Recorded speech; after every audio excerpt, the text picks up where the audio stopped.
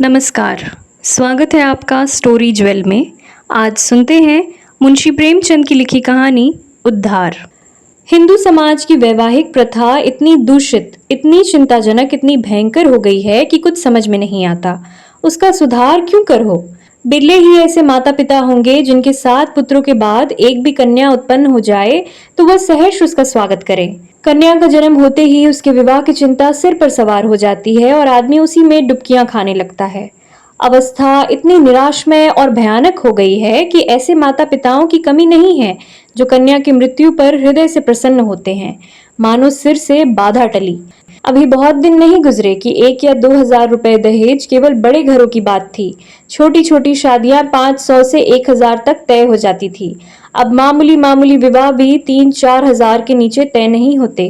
खर्च का तो यह हाल है और शिक्षित समाज की निर्धनता और दरिद्रता दिन बढ़ती जाती है। इसका अंत क्या होगा ईश्वर ही जाने।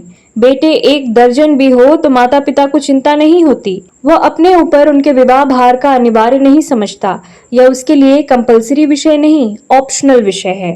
होगा तो कर देंगे, नहीं तो कह देंगे बेटा कमाओ खाओ, कमाई हो तो विवाह कर लेना। बेटों की कुचरित्रता कलंक की बात नहीं समझी जाती, लेकिन कन्या का विवाह तो करना ही पड़ेगा। उससे भागकर कहाँ जाएंगे? अगर विवाह में विलंब हुआ और कन्या के पांव कहीं ऊंच नीच पड़ गए तो फिर कुटुंब की नाक कट गई, वह पतित हो गया, टाट बाहर कर दिया गया। अगर वह इस दुर्घटना को सफलता के साथ गुप्त रख सका तब तो कोई बात नहीं, उसको कलंकित करने का किसी का साहस नहीं। लेकिन अभाग्यवश यदि वह इसे छिपा न सका, भांडा फोड़ हो गया, तो फिर माता पिता के लिए, भाई बंधुओं के लिए संसार में मुंह दिखाने को नहीं रहता। कोई अपमान इससे दुस्सह, कोई विपत्ति इससे भीषण नहीं। किसी भी व्याधि की इससे भयंकर कल्पना नहीं की जा सकती। लुफ्त तो यह है कि जो लोग बेटियों के विवाह की कठिनाइयों को भोग चुके होते हैं, वही अपने बेटों के विवाह के अवसर पर बिल्कुल भूल जाते हैं कि हमें कितनी ठोकरें खानी पड़ी थी। जरा भी सहानुभूति नहीं प्रकट करते, बल्कि कन्या के विवाह में जो तावान उठाया था उसे चक्रवृद्धि ब्याज के साथ बेटे के विवाह में वसूल करने पर कटिबद्ध हो जाते हैं। कितने ही माता पिता इसी चिंता में ग्रहण कर लेते हैं। कोई बूढ़े के गले कन्या को मढ़कर अपना गला छुड़ाता है। पात्र कुपात्र के विचार करने का मौका कहाँ, ठेलम ठेल है। मुंशी गुलजारी लाल ऐसे ही हतभागे पिताओं में थे। यूं उनकी स्थिति बुरी न थी, 200-250 रुपए महीने वकालत से पीट लेते थे, पर खानदानी आदमी थे, उदार हृदय, बहुत किफायत करने पर भी माकूल बचत न हो सकती थी। संबंधियों का आदर सत्कार न करे तो नहीं बनता, मित्रों की खातिरदारी न करे तो नहीं बनता। फिर ईश्वर के दिए हुए 2 पुत्र थे, उनका पालन पोषण, शिक्षण का भार था, क्या करते? पहली कन्या का विवाह टेढ़ी खीर हो रहा था। यह आवश्यक था कि विवाह अच्छे घराने में हो, अन्यथा लोग हंसेंगे, और अच्छे घराने के लिए कम से कम 5,000 का तखमीना था। उधर पुत्री सयानी होती जाती थी। वह अनाज जो लड़के खाते थे वह भी खाती थी, लेकिन लड़कों को देखो तो जैसे सूखों का रोग लगा हो, और लड़की शुक्ल पक्ष का चांद हो रही थी। बहुत दौड़ धूप करने पर बेचारे को एक लड़का मिला। बाप आबकारी के विभाग में 400 रुपए का नौकर था। लड़का सुशिक्षित। स्त्री से आकर बोले, लड़का तो मिला और घर बार एक भी काटने योग्य नहीं, पर कठिनाई यही है कि लड़का कहता है मैं अपना विवाह न करूंगा। बाप ने समझाया, मैंने कितना समझाया, और उन्हें समझाया, पर वह टस से मस नहीं होता। कहता है मैं कभी विवाह न करूंगा। समझ में नहीं आता विवाह से इतनी घृणा क्यों करता है। कोई कारण नहीं बतलाता, बस यही कहता है मेरी इच्छा। माँ बाप का इकलौता लड़का है, उनकी परम इच्छा है कि इसका विवाह हो जाए, पर करे क्या। यूं उन्होंने फलदान तो रख लिया है, पर मुझसे कह दिया है कि लड़का स्वभाव का हठीला है, अगर न मानेगा तो फलदान आपको लौटा दिया जाएगा। स्त्री ने कहा, तुमने लड़के को एकांत में बुलवाकर पूछा नहीं? गुलजारी लाल, बुलाया था, बैठा रोता रहा, फिर उठकर चला गया। तुमसे क्या कहूं, उसके पैरों पर गिर पड़ा, लेकिन बिना कुछ कहे उठकर चला गया। स्त्री, देखो इस लड़की के पीछे क्या क्या झेलना पड़ता है। गुलजारी लाल, कुछ नहीं, आजकल के लौंडे सैलानी होते हैं। अंग्रेजी पुस्तकों में पढ़ते हैं कि विलायत में कितने ही लोग अविवाहित रहना ही पसंद करते हैं। बस यही सनक सवार हो जाती है कि निर्द्वंद रहने में ही जीवन की सुख और शांति है। जितनी मुसीबतें हैं वह सब विवाह ही में है। मैं भी कॉलेज में था तब सोचा करता था कि अकेले रहूंगा और मजे से सैर सपाटा करूंगा। स्त्री, है तो वास्तव में बात यही, विवाह ही तो सारी मुसीबतों की जड़ है। तुमने विवाह न किया होता तो क्यों ये चिंताएं होती, मैं भी कुंवारी रहती तो चैन करती। इसके 1 महीने बाद मुंशी गुलजारी लाल के पास वर ने पत्र लिखा। पूज्यवर, सादर प्रणाम। मैं आज बहुत असमंजस में पड़कर यह पत्र लिखने का साहस कर रहा हूँ। इस धृष्टता को क्षमा कीजिएगा।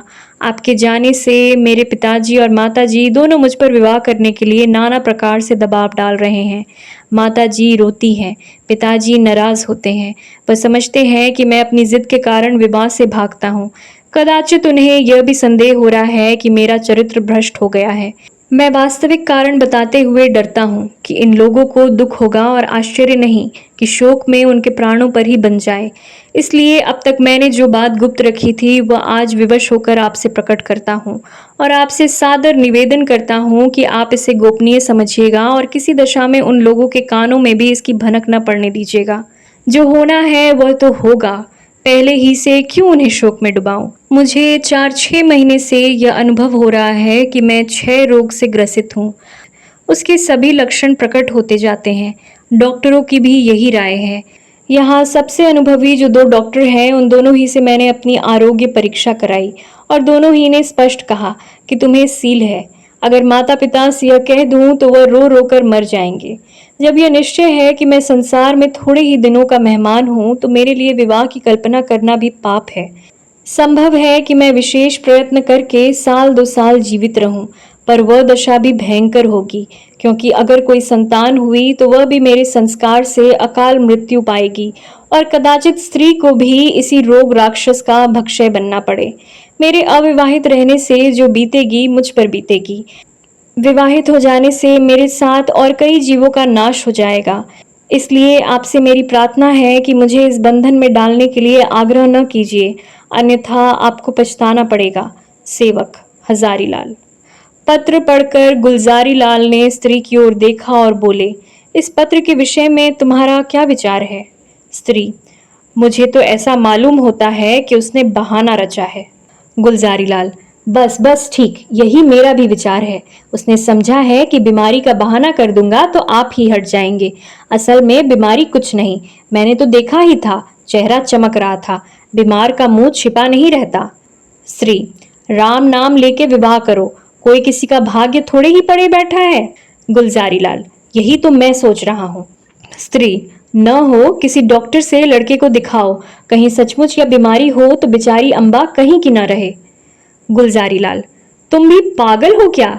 सब हील हवाले हैं। इन छोकरों के दिल का हाल मैं खूब जानता हूँ। सोचता होगा अभी सैर सपाटे कर रहा हूँ, विवाह हो जाएगा तो यह गुलछर्रे कैसे उड़ेंगे। स्त्री, तो शुभ मुहूर्त देखकर लगन भिजवाने की तैयारी करो। हजारीलाल बड़े धर्म संदेह में था। उसके पैरों में जबरदस्ती विवाह की बेड़ी डाली जा रही थी और वह कुछ न कर सकता था। उसने ससुर को अपना कच्चा चिट्ठा कह सुनाया, मगर किसी ने उसकी बातों पर विश्वास न किया। माँ बाप से अपनी बीमारी का हाल कहने का उसे साहस न होता था। न जाने उनके दिल पर क्या गुजरे, न जाने क्या कर बैठे।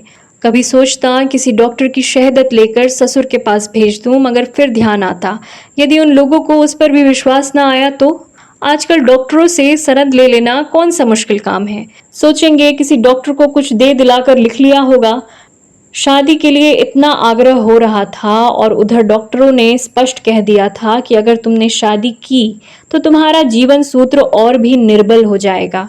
महीनों की जगह दिनों में वारा न्यारा हो जाने की संभावना है। लगन आ चुकी थी, विवाह की तैयारियां हो रही थी, मेहमान आते जाते थे और हजारीलाल घर से भागा भागा फिरता था।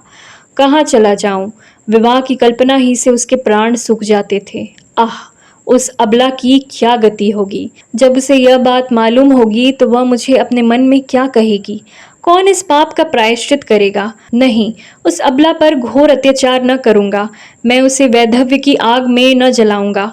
मेरी जिंदगी ही क्या, आज न मरा तो कल मरूंगा, कल नहीं तो परसों, तो क्यों ना आज ही मर जाऊं। आज ही जीवन का और उसके साथ सारी चिंताओं को, सारी विपत्तियों का अंत कर दूं। पिताजी रोएंगे, अम्मा प्राण त्याग देगी, लेकिन एक बालिका का जीवन तो सफल हो जाएगा। मेरे बाद कोई अभागा अनाथ तो न रोएगा। क्यों न चलकर पिताजी से कह दूं, वह एक दो दिन दुखी रहेंगे, अम्मा जी दो एक रोज शोक से निराहार रह जाएंगी। कोई चिंता नहीं, अगर माता पिता के इतने कष्ट से एक युवती की प्राण रक्षा हो जाए तो क्या छोटी बात है। यह सोचकर वह धीरे से उठा और आकर पिता के सामने खड़ा हो गया। रात के 10 बजे थे। बाबू दरबारी लाल चारपाई पर लेटे हुए हुक्का पी रहे थे। आज उन्हें सारा दिन दौड़ते गुजरा था। शामियाना तय किया, बाजे वालों को बयाना दिया, आतिशबाजी, फुलवारी आदि का प्रबंध किया। घंटों ब्राह्मणों के साथ सिर मारते रहे। इस वक्त जरा कमर सीधी कर रहे थे कि सहसा हजारी लाल को सामने देखकर चौंक पड़े। उसका उतरा हुआ चेहरा, सजल आंखें और कुंठित मुख देखा तो चिंतित होकर बोले, क्यों लालू, तबीयत तो अच्छी है ना? कुछ उदास मालूम होते हो। हजारी लाल, मैं आपसे कुछ कहना चाहता हूँ, पर भय होता है कि कहीं आप अप्रसन्न न हो। दरबारी लाल, समझ गया, वही पुरानी बात है। उसके सिवा कुछ दूसरी बात हो तो शौक से कहो। हजारी लाल, खेद है कि मैं उसी विषय में कुछ कहना चाहता हूँ। दरबारी लाल, यही कहना चाहते हो ना कि मुझे इस बंधन में न डालिए, मैं इसके अयोग्य हूँ, मैं यह भार नहीं सह सकता, बेड़ी मेरी गर्दन को तोड़ देगी आदि। यह और कोई नई बात? हजारी लाल, जी नहीं, नई बात है। मैं आपकी आज्ञा पालन करने के लिए सब प्रकार से तैयार हूँ, पर एक ऐसी बात है जिसे मैंने अब तक छिपाया था, उसे भी प्रकट कर देना चाहता हूँ। इसके बाद आप जो कुछ निश्चय करेंगे मैं उसमें शिरोधार्य करूँगा। हजारीलाल ने बड़े विनीत शब्दों में अपना आशय कहा, डॉक्टर की राय भी बयान की और अंत में बोले, ऐसी दशा में मुझे पूरी आशा है कि आप मुझे विवाह करने के लिए बाध्य न करेंगे। दरबारी लाल ने पुत्र के मुख की ओर गौर से देखा। कहे जर्दी का नाम न था। इस कथन पर विश्वास न आया, पर अपना अविश्वास छिपाने और अपना हार्दिक शोक प्रकट करने के लिए वह कई मिनट तक गहरी चिंता में मगन रहे। इसके बाद पीड़ित कंठ से बोले, बेटा, तो विवाह करना और भी आवश्यक है। ईश्वर न करे कि हम वह बुरा दिन देखने के लिए जीते रहे, पर विवाह हो जाने से तुम्हारी कोई निशानी तो रह जाएगी। ईश्वर ने कोई संतान दे दी तो वही हमारे बुढ़ापे की लाठी होगी। उसी का मुंह देखकर हम फिर दिल को समझाएंगे। जीवन का कुछ आधार तो रहेगा, फिर आगे क्या होगा यह कौन कह सकता है। डॉक्टर किसी की कर्म रेखा तो नहीं पढ़ते, ईश्वर की लीला अपरंपार है, डॉक्टर उसे नहीं समझ सकते। तुम निश्चिंत होकर बैठो, हम जो कुछ करते हैं करने दो, भगवान चाहेंगे तो सब कल्याण ही होगा। हजारीलाल ने इसका कोई उत्तर नहीं दिया।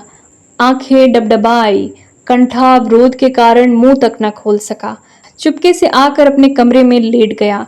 3 दिन और गुजर गए, पर हजारीलाल कुछ निश्चय न कर सका। विवाह की तैयारियों के जा चुके थे, मंत्री की पूजा हो चुकी थी और द्वार पर बाजों का शोर मचा हुआ था। मोहल्ले के लड़के जमा होकर बाजा सुनते थे और उल्लास से इधर उधर दौड़ते थे। संध्या हो गई थी। बारात आज रात की गाड़ी से जाने वाली थी। बारातियों ने अपने वस्त्राभूषण पहनने शुरू किए। कोई नाई से बाल बनवाता था, बूढ़े अपने पके बाल को उखड़वा कर जवान बनने की चेष्टा कर रहे थे। तेल, साबुन, उपटन की लूट मची हुई थी और हजारीलाल बगीचे में एक वृक्ष के नीचे उदास बैठा हुआ सोच रहा था। अंतिम निश्चय की घड़ी सिर पर खड़ी थी। अब एक क्षण भी विलंब करने का मौका न था। अपनी वेदना किससे कहे, कोई सुनने वाला न था। उसने सोचा, हमारे माता पिता कितने अदूरदर्शी है। अपनी उमंग में इन्हें इतना भी नहीं सोचता कि वधू पर क्या गुजरेगी। वधू के माता पिता कितने अदूरदर्शी है, अपनी उमंग में इतने अंधे हो रहे हैं कि देख कर भी नहीं देखते, जान कर भी नहीं जानते। क्या यह विवाह है? कदापि नहीं। यह तो लड़की को कुएं में डालना है, भाड़ में झोंकना है, कंध छुरे से रेतना है। कोई यातना इतनी दुस्सह कर अपनी पुत्री का वैधव्य के अग्निकुंड में डाल देते हैं। यह माता पिता हैं? कदापि नहीं। यह लड़की के शत्रु हैं, कसाई हैं, बधिक हैं, हत्यारे हैं। क्या इनके लिए कोई दंड नहीं? जो जानबूझकर अपनी प्रिय संतान के खून से अपने हाथ रंगते हैं, इसके लिए कोई दंड नहीं। समाज भी उन्हें दंड नहीं देता, कोई कुछ नहीं कहता। हाय, यह सोचकर हजारीलाल उठा और एक ओर चुपचाप चल दिया। उसके मुख पर तेज छाया हुआ था। उसने आत्म बलिदान से इस कष्ट का निवारण करने का दृढ़ संकल्प कर लिया था। उसे मृत्यु का लेश मात्र भी भय न था। वह उस दशा पर पहुंच गया था जब सारी आशाएं मृत्यु पर ही अवलंबित हो जाती हैं। उस दिन से फिर किसी ने हजारीलाल की सूरत नहीं देखी। मालूम नहीं जमीन खा गई या आसमान। नदियों में जाल डाले गए, कुएं में बांस पड़ गए, पुलिस में हुलिया गया, समाचार पत्रों में विज्ञापन निकाली गई, पर कहीं पता न चला। कई हफ्तों के बाद छावनी रेलवे से 1 मील पश्चिम की ओर सड़क पर कुछ हड्डियां मिली। लोगों को अनुमान हुआ कि हजारी लाल ने गाड़ी के नीचे दबकर जान दी, पर निश्चित रूप से कुछ न मालूम हुआ। भादों का महीना था और तीज का दिन था। घरों में सफाई हो रही थी।